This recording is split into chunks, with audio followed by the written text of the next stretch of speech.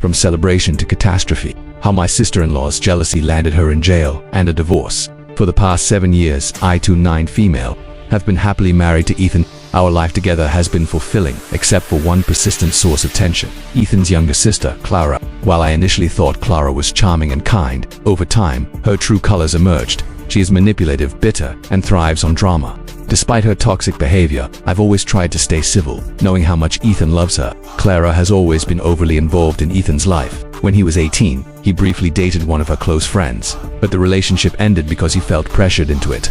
Years later, when Ethan was single at 24, Clara tried to set him up with another friend. He refused, and she threw a tantrum, accusing him of not valuing her opinion. Around that time, Ethan and I met and fell in love. His parents were supportive, but Clara was cold and distant from the start. She would often bring up Ethan's past relationships, casually mentioning how successful his exes were and suggesting he reconnect with them. Ethan found her behavior odd and would shut her down, but it didn't stop her. Clara would mock me, saying I wasn't good enough for Ethan and that he deserved someone better.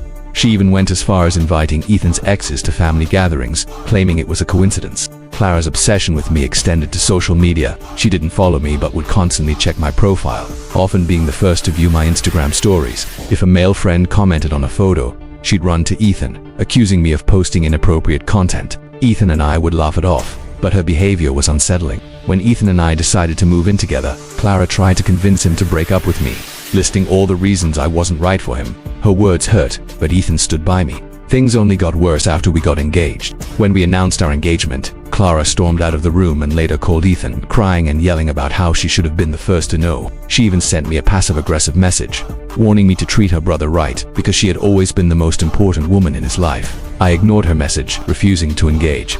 Clara's behavior during the wedding planning was unbearable. She criticized everything: my dress, the venue, even the flowers. One day, after she made a particularly cruel comment, I snapped and told her she was no longer welcome at the wedding. She was shocked, as if she never expected me to stand up to her. Even my mother-in-law supported my decision. Clara eventually sent a half-hearted apology, which I ignored. At the wedding, Clara showed up in a dramatic black gown, looking like she was attending a funeral. She spent the reception telling anyone who would listen how she was losing her brother. Ethan confronted her, and my in-laws eventually asked her to leave. It was embarrassing, but I was relieved she was gone. After the wedding, I avoided Clara as much as possible. When Ethan and I welcomed our son Liam, I didn't allow her near him. My in-laws understood and supported my decision. Clara had suffered a miscarriage a few years prior, and while we sympathized with her, she quickly returned to her toxic behavior, blaming everyone else for her problems. Earlier this year, Clara got married but didn't invite us, claiming she was worried I'd ruin her day like she had ruined ours. Ethan and his parents decided not to attend or contribute financially, which infuriated her. She eventually apologized, and we attended her wedding, but things didn't improve. 6 months later, she showed up at our doorstep, complaining about her failing marriage. She stayed with us for a few days, venting endlessly and even accusing me of cheating because I carried gym clothes to work. The final straw came when she insinuated that Liam might not be Ethan's child. Ethan lost his temper, calling her out for her manipulative and toxic behavior. He told her she didn't deserve to be a mother and that she needed to focus on her own life, instead of projecting her insecurities onto us. Clara was reduced to tears, but no one comforted her. After that day, we cut her off completely. 2 months ago, I found out I was pregnant again. Despite all the drama, Ethan and I felt blessed to welcome another child. We decided to announce the pregnancy at Ethan's birthday party, which my in-laws hosted in their backyard. Close friends and family were invited, but Clara showed up uninvited after hearing about the celebration. When we saw her, Ethan and I were stunned. She hugged Ethan, tearfully apologizing for their last conversation and claiming she had missed him. Ethan suggested she apologize to me as well, and she offered a half-hearted apology, saying she had been in therapy and was working on her behavior. I didn't believe her but nodded politely, not wanting to cause a scene. My in-laws checked in on us, offering to ask Clara to leave if we were uncomfortable. Ethan, however, wanted to avoid drama, so we let it go. Throughout the party, Clara seemed unusually cheerful, laughing and socializing with everyone. She mentioned her therapy again, and though it felt out of character, I decided to give her the benefit of the doubt. When it was time to cut the cake, Ethan gave a heartfelt speech about how grateful he was for another year with me, calling himself the luckiest man alive. His words made me blush, reminding me of the early days of our relationship.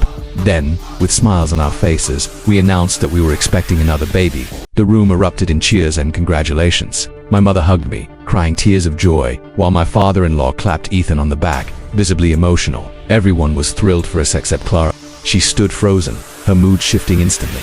She turned away, visibly irritated. I assumed she was processing the news slowly, but I couldn't shake the worry that she might ruin yet another celebration. As the party continued, I stayed seated while others brought me food. Clara approached me, beaming, and insisted on serving me a plate herself. She handed me a dish, saying she wanted to make up for her past behavior. I nodded politely, but when I looked down I saw peanuts on the plate, something I'm severely allergic to. Disappointed, I shook my head and got up to get my own meal. Clara's husband, Daniel, noticed and offered to take the plate, saying he loved peanuts. I handed it to him, grateful for his kindness. 5 minutes later, Daniel began to vomit and writhe in pain. Panic spread through the party as he collapsed.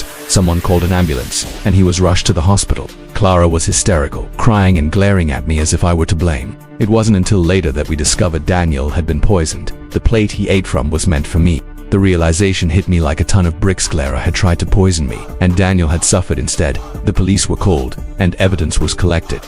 Daniel remained in the hospital, recovering while Clara stayed by his side, sobbing uncontrollably.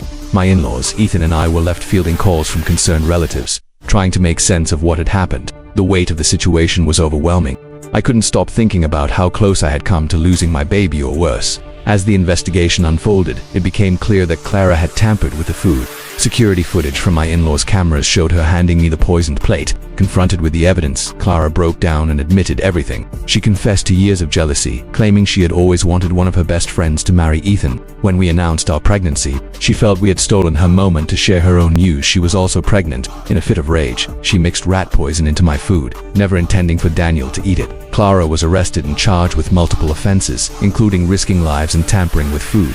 Daniel, devastated by her betrayal, filed for divorce. Despite her pleas for leniency, the judge sentenced her to prison. Meanwhile, Ethan and I focused on our growing family. We welcomed a baby girl, and our son Liam embraced his role as a big brother with love and enthusiasm. Though the scars of Clara's actions remain, we've found peace in our little family. Daniel has become a regular part of our lives, and we've made sure to include him in our family events. He's assured me repeatedly that what happened wasn't my fault, but the guilt still lingers. With the support of Ethan, our parents, and therapy, I'm learning to move forward.